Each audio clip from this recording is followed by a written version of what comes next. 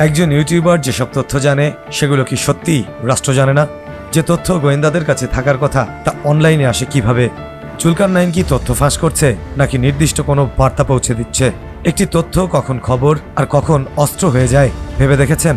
বাংলাদেশ কি সত্যিই অসহায় নাকি আমাদের এমনটা ভাবানো হচ্ছে?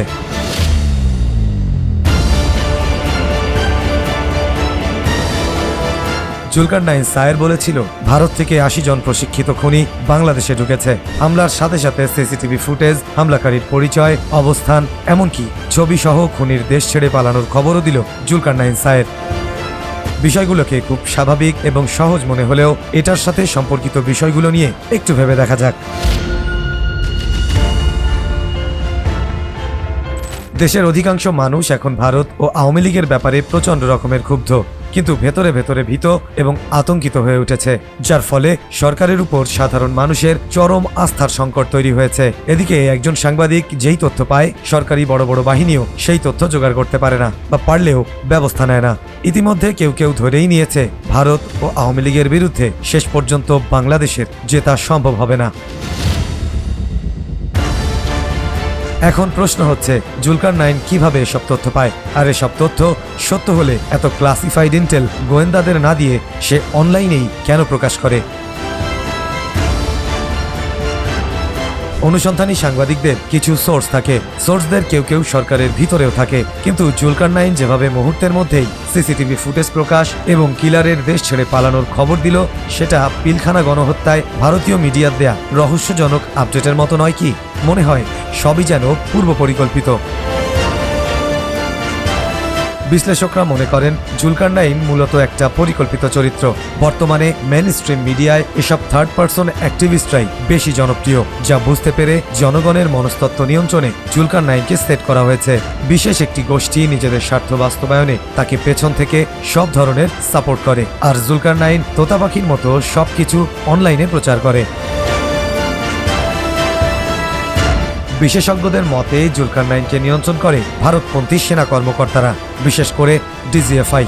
তাকে দিয়ে অনুকূল তথ্যের প্রচারণা চালিয়ে মানুষের চিন্তাভাবনার গতিপ্রবাহ নিয়ন্ত্রণ করে, যেমনটা বিগত হাসিনার আমলে করা হতো, যার মাধ্যমে মূল ঘটনার মোড় অন্যদিকে ঘুরিয়ে দেওয়া যায়।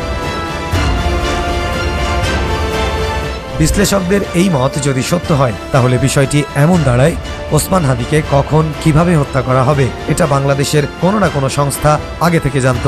তারা খুনিকে ট্র্যাকও করেছে, চাইলে খুনিকে ধরতেও পারত, কিন্তু ধরেনি। তাই জুলকারনাইনকে তাৎক্ষণিক সিসিটিভি ফুটেজ ও পালিয়ে যাবার তথ্য দিয়েছে, আর জুলকারনাইন সেটা প্রকাশ করে নির্দিষ্ট লক্ষ্য পূরণ করেছে। সিসিটিভি ফুটেজ এবং হামলাকারীর পরিচয়, অবস্থান জানিয়ে জুলকারের মতো অ্যাক্টিভিস্টরা প্রথমে মানুষকে বোঝায় তাদের হাত অনেক লম্বা এবং তার তথ্য পুরোপুরি সত্য।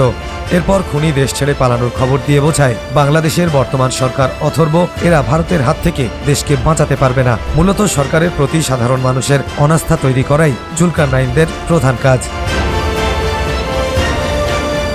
বর্তমানে যে কোনো দেশ বিরোধী ঘটনাতেই সাধারণ মানুষ রয়ের সংশ্লিষ্টতা খুঁজে পাচ্ছে, অথচ 10 বছর আগেও পরিস্থিতি এমন ছিল না।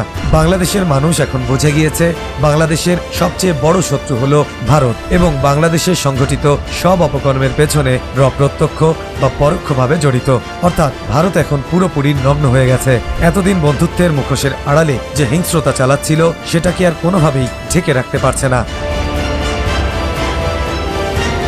আর তাই ভারতও এখন তাদের স্ট্র্যাটেজি চেঞ্জ করেছে। তারা এখন আর শত্রুতা গোপন না রেখে উল্টো প্রকাশ্যে এবং উন্মুক্তভাবে হিংস্রতার চরম মাত্রা ফুটিয়ে তুলছে। আর এসবের মাধ্যমে বাংলাদেশের জনগণের মনে রয়ের ভয় বা আতঙ্ক ছড়িয়ে দিতে চাইছে। তারা বুঝাতে চাইছে যারাই ভারত বিরোধী হবে তাদেরকেই ধ্বংস করা হবে। আর ভারতের এই মিশনে সহায়তা করছে প্রশাসনে থাকা ভারতীয় দালালরা আর বিদেশে থাকা জুলকারনাইনরা।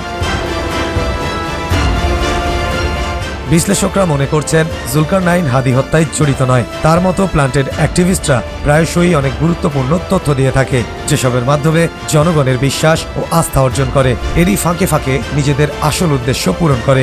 মানুষ তখন সাধারণ তথ্য আর টার্গেটেড তথ্যের মধ্যে পার্থক্য ধরতে পারে না। তবে বিশ্লেষকরা বলছেন জুলকারনাইনের মতো মানুষদের দেয়া তথ্যগুলো প্রচার করার আগে তার উদ্দেশ্য সম্পর্কে অবশ্যই ভাবতে হবে। আপনারা আতঙ্কিত বা হতাশ হবেন না, কারণ ভারত এখন সেটাই চাইছে। ভারত হয়তো বাংলাদেশের মানুষের আসল চরিত্র এখনো বুঝতে পারেনি, সেটা পারলে জুলাই আগস্ট সংগঠিত হতো না। এদেশের মানুষ যখন মাথা তোলে তখন তার সামনে দাঁড়িয়ে থাকার মতো কোনো শক্তি নেই।